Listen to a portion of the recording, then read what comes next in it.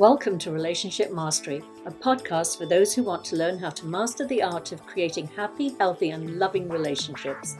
Please join me, Adey-Jones, and my co-host, Barry Selby, each Tuesday at 1 p.m. Pacific for a lively and informative conversation on everything to do with relationships. Hi, Barry. It's lovely to be here again with you this week. It is indeed. Glad to be here and good to see you as well. Yeah. Thank you. So we had fun last week. We talked about, it was our first show together, and we talked about where we got our relationship models from, talked a little bit about our parents, and we touched on the subject of codependency. And we did actually get a request to talk a bit more about that, to go a little deeper. So, because obviously your experience of codependency was different to my experience. So I think that'd be a great way to explore that. Absolutely. I think it's a good idea because the truth is that codependency is not one way of doing things. I mean, it's an experience everyone goes through, but it's all different flavors. I'll put it that way. Yeah, absolutely. Well, maybe I'll just start with I identify as the classic codependent. As I mentioned last week, I grew up in an environment where I would say one of the main factors of my codependency is growing up without a father that I would actually see in the streets, and he wouldn't acknowledge me. And my interpretation of that was that I wasn't good enough to be loved, that that if I'd been, I would say like prettier, cleverer, skinnier, anything, he would have claimed me as his child. He would have owned me. So what that did is it set me up with that feeling that I needed to be with somebody else, as you said last week, and I often use the same phrase, to complete me, which Mhm. which Yeah. often meant I thought there were qualities in somebody else that I didn't have, which was, as we know, is a complete innocent mistake. We all have everything within us, but some of us have this thinking that has us hold back. So the way that my codependency manifested in life, and this is also quite interesting because sometimes people think codependency means that you are like so dependent on another person. But Right. what I did is I became super independent to prove that I wasn't codependent.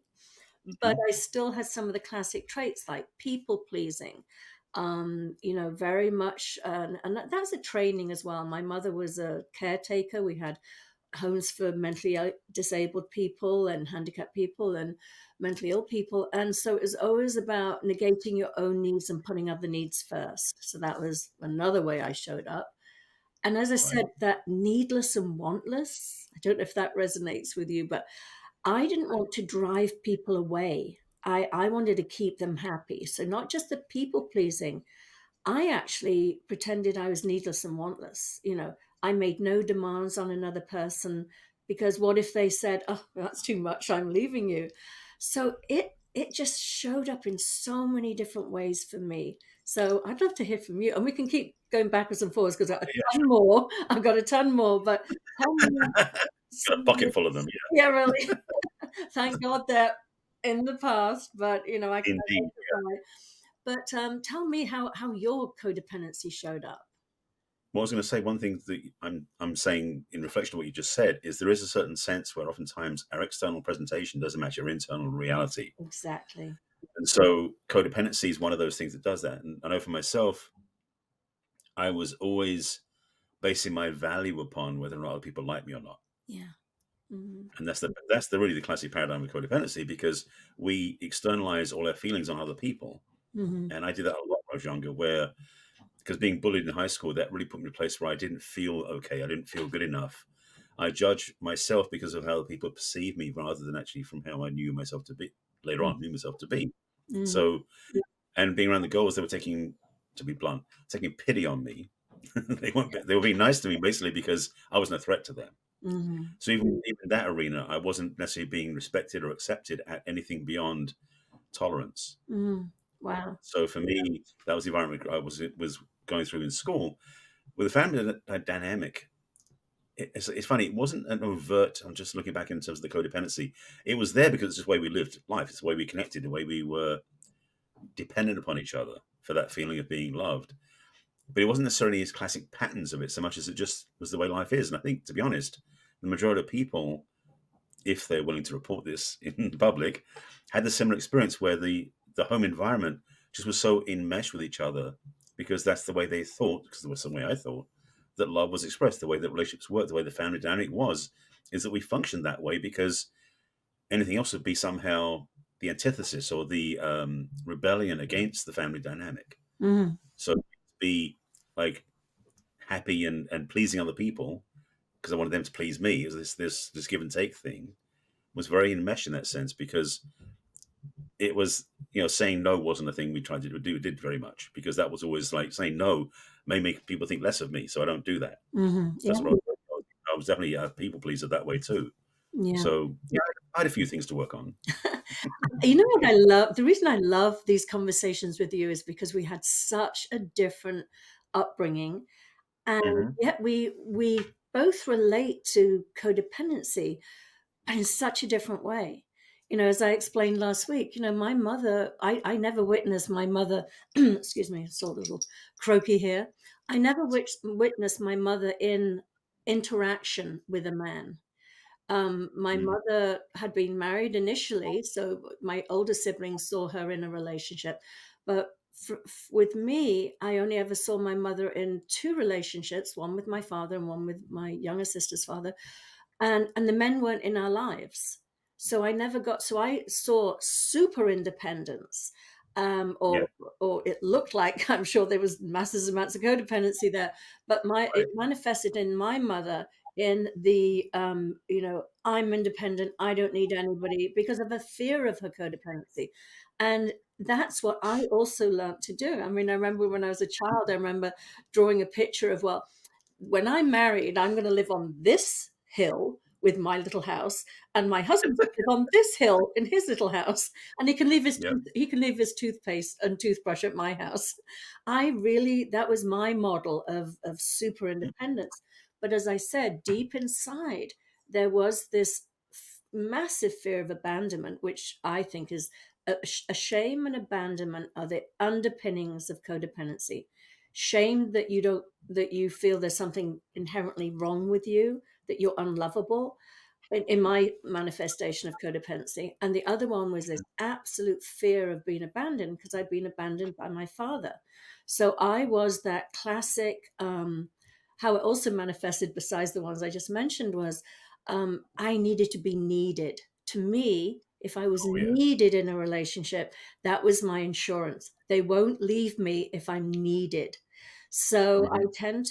tended to you know give everything to the other person to sort of keep them, like, not wanting to leave me because, oh, my needs are getting met here, I never get any pushback.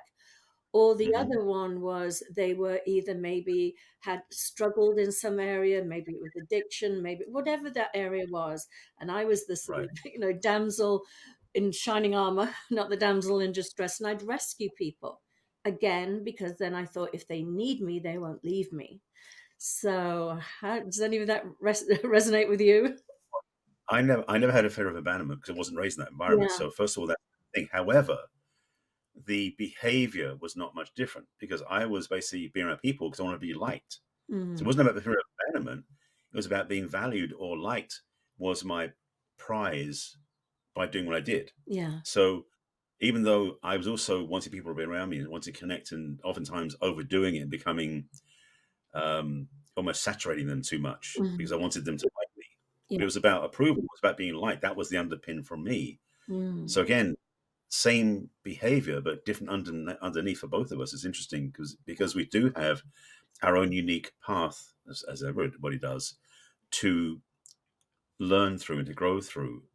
But so even though we maybe have behavior that looks similar to other people's, the reasons why can be very different. Yeah.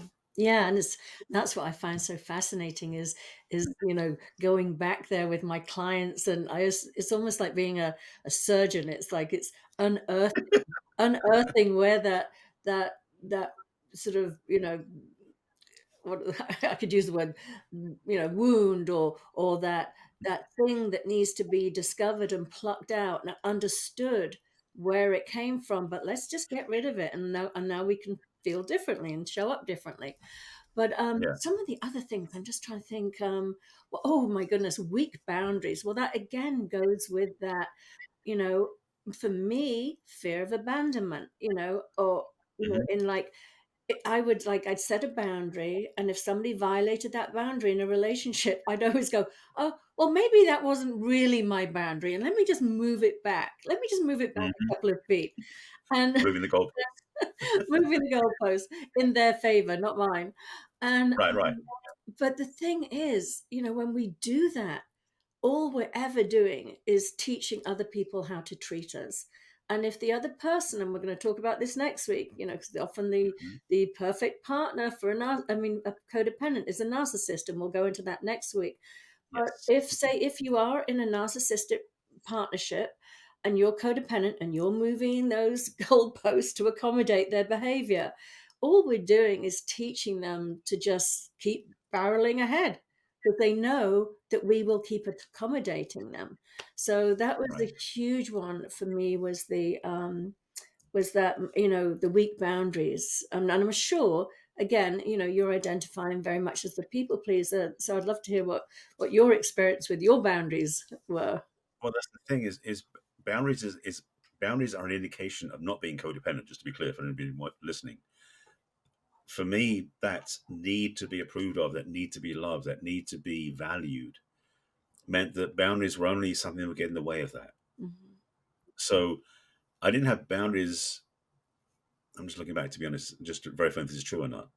From my own memory, I don't recall having made very effective boundaries anyway, not just in relationship, but any paradigm I was in, whether business or friendship, social, whatever it was. I felt that I had to be fully in so that they would love me enough. Mhm. So this I won't say toxic, but certainly this messy environment was definitely something I had to unpack and rewire. And underneath all of it for me, and this has been the work I've been on for the last, well, couple of decades at least, is really having the relationship with myself be the healthy one. So then there's no need for me to keep seeking outside to be fulfilled, and that way create healthy boundaries. And this is more of the curative piece, Mhm. but definitely the shift was having to do the deep work to change that, because there isn't an I would suggest that we don't necessarily evolve out of codependency like as a natural course of things. It's like codependency is with us until we choose to change it. Absolutely. So the patterns we run will keep running on autopilot. Yeah. It's funny you mentioned earlier about having the doctor going in through the wound. I think the word comes up for me in this whole thing is really being more of an archaeologist, because you're Mhm. digging in the history, like unearthing ancient artifacts of our own behavior Yeah. that are still running. But it's important to know what it is. It is good to discover what the drivers are of why we do stuff, because oftentimes for a lot of us adults, we're still doing habits and not even realizing why we're doing it because it's been forever we've Okay. done it. Yeah, but 100%. We just think it's just the way we are, and we don't know that there is this sort of thing that's operating behind the scenes. And as you were speaking, it's because that was the other thing with me. My self-esteem was so low that I was always seeking validation from the outside. I couldn't. I just, there was nothing in me to in my childhood that I felt validated by. I felt certainly abandoned by my father physically. I didn't speak to him until I met him when I was turning 30, actually face to face, we exchanged words. I used to see him in the street all the time growing up. But my mother also sort of abandoned, she tried her best. Mhm. But she was very busy and she was taking care of this, big home we had. And she wasn't really present for us. So believe it, I just didn't feel loved as a child. I didn't feel I got love. So I was always looking for that validation from the outside as opposed from the inside. But when I hear Right. you speak, it sounds like your environment was very loving and enmeshed, as you said, but loving. So I'm curious where this need in you to get validation came from. Well, it's interesting. You say it's very loving. It's a really interesting label to reference because everyone's experience is different, Yeah. and like yours is different from mine of upbringing. I did have that stability of a stable, in quotes, stable family. My parents were, in married together, very in a mesh, and they modeled that, of course, for me and my brother. Mhm. They I'm trying to think of actual examples, but there's certain things along the way. Actually, one example comes up, and this is actually a negative experience in the sense, is that I was probably 15 or 16, I give or take. I think it was mid-teens. My dad did something in his work that basically got him in trouble. And my mum was panicked because she was worried because he was the sole breadwinner. Mm-hmm. So she was afraid he's going to lose his job. He didn't, in fact. He got reprimanded, he got changed to a different position. But the fear that came up in her because of what happened was so blown up because of that dependency thing that was going on between the two of them. Now, of course, my parents definitely came through that codependent and the old paradigm from the 40s and 50s, where there was the mother was the wife would be a stay at home and would raise the kids, and the family very domestic, and the man would be the breadwinner. So that was the culture that I was raised with, Mm-hmm. and that moment in time was the most panic I ever felt too, because I felt my mother's panic Mm-hmm. and that fear came up because her family had been very like smooth sailing for a long time. That one moment, even though it didn't ultimately change anything really, except the income went down a little bit, the fear that came up because of the possibility of the hiccup in the calm waters, so to speak, Mm-hmm. so, created such a ripple effect, a reactive place, that my mum didn't trust my dad for quite a while. Mm-hmm. And that put me and my brother, or well, I can't speak for my brother, put me on edge to a degree as well. Is that I wasn't so sure because up to that point, everything was trustable, as far as I can put it. But again, that needing to be approved of and being liked was kind of the. Sorry, I'm just seeing another thought coming in, so I'm going to get to that one in a second. Put that on the side. This thing Park it. was yeah, exactly, was coming through, and to switch over to that one for a second, coming from this somewhat minority of that place. I mean, I come from a Jewish family in England, and where I lived in London, we weren't in the main Jewish community, Mm-hmm. and we weren't in Golders Green back then, which kind of was the main place for it. But we were in the East End, and I remember there was this sense of being very much isolated because our synagogue was only a couple of miles from where I lived, but it felt like we were all, and this is totally my own inner stuff. Nobody said anything. It wasn't visual, was no notification, but I carried this sense of being under the thumb or being under the watchful eye when I was going to the temple.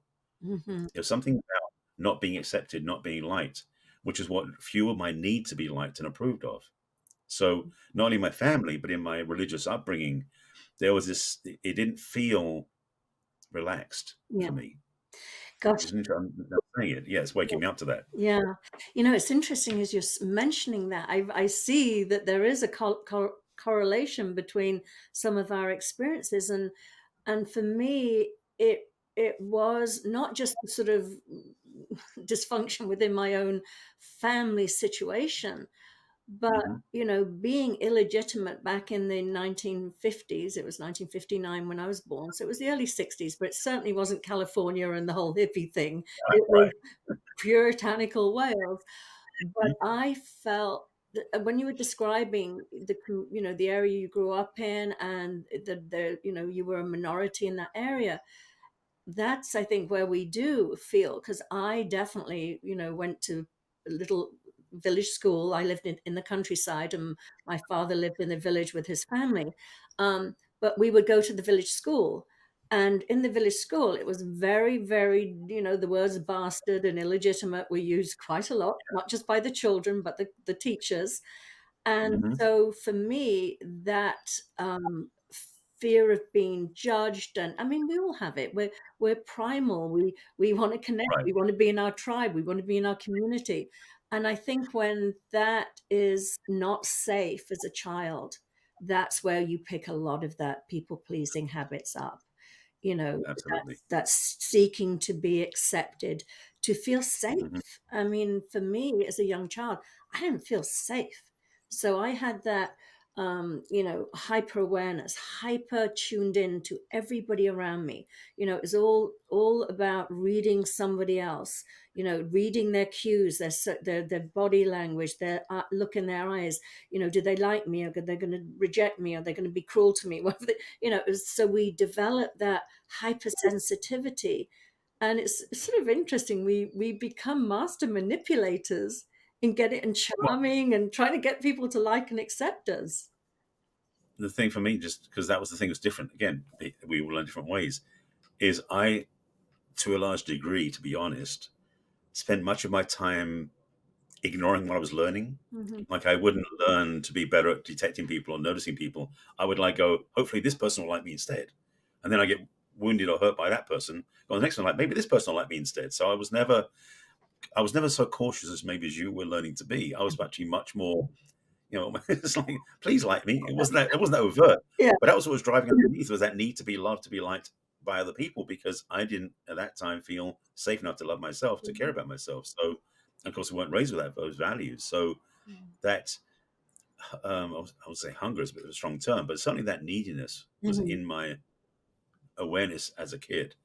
And especially when I got responded to by bullying and by violence from other kids, it really knocked my sense of self out of whack. Mhm. And that was also because of again the Jewish thing. I was probably one of four Jewish kids out of us about 700 kids in the Oh school. my goodness. So even though we didn't look different to other kids, Mhm. we were seen differently. Yeah. And of course, it was the excuse. This is the thing. Just a step way above this for a second.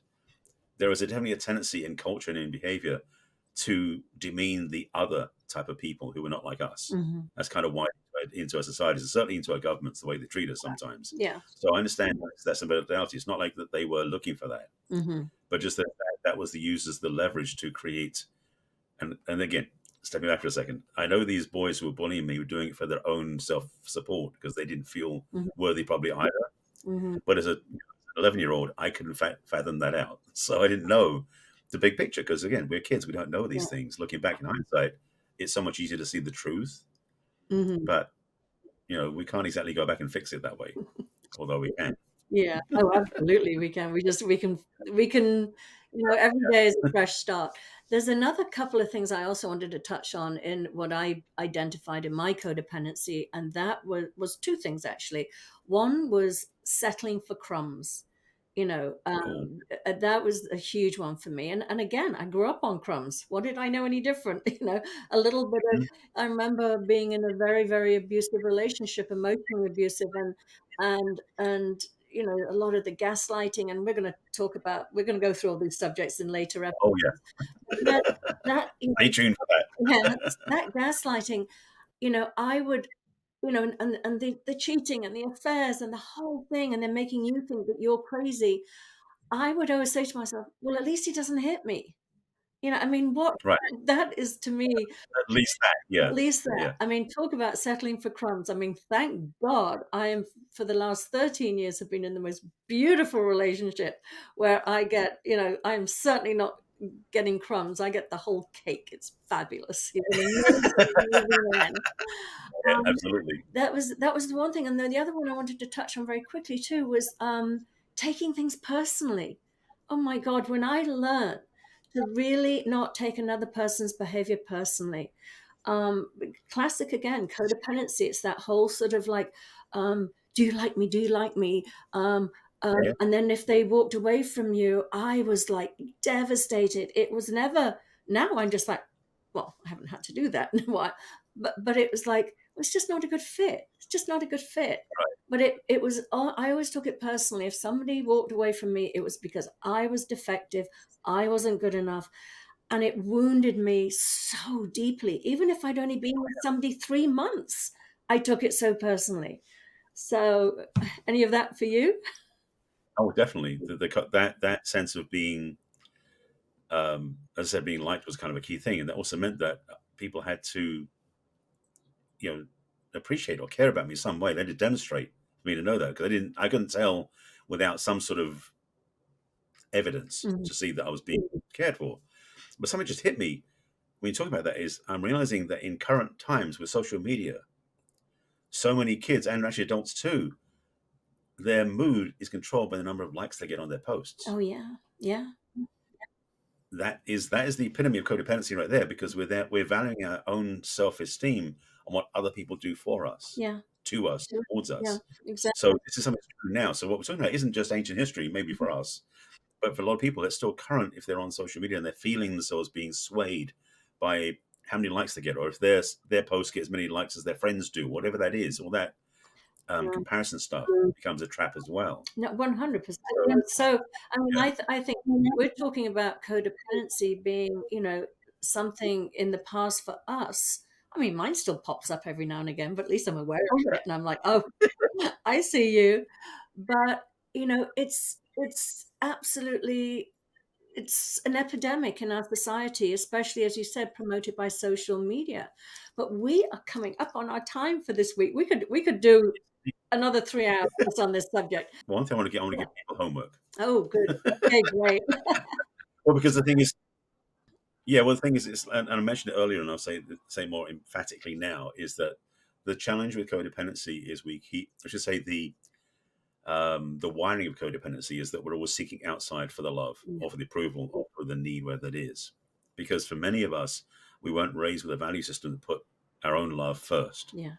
So homework for anybody watching this or listening to this who wants to do something to change their paradigm themselves is, what is your relationship with yourself? How can you change? How can you shift? How can you up level your own relationship with the one in the mirror? What can you do to love yourself and care about yourself more? It sounds simplistic to say love yourself. Yeah. However, if you realize when somebody else is being tempted to impinge upon you by their likes or not liking you, notice it's them, not you. Oh, yeah. So you can start creating healthier boundaries. So, sorry, you can add to that. You have some thoughts. Yeah, no, 100%. And that's going to be another episode about what is, real love. What is loving yourself? Because I got a whole lot of comments to make about that too. So for today, we are going to leave it at that. So I hope you enjoyed the show, and please join us again next week. Thank you, Barry. Thank you, Del. All right, bye. See you next time. See you next time. We trust you enjoyed this episode and invite you to share this with your friends and loved ones. In fact, please subscribe to our Relationship Mastery podcast. That way you'll get each new episode fresh and shiny as soon as it is released. We'd love to hear from you as well. So go ahead and enter your questions and comments at relationshipmastery.show. Take good care. We will connect with you in our next episode of Relationship Mastery.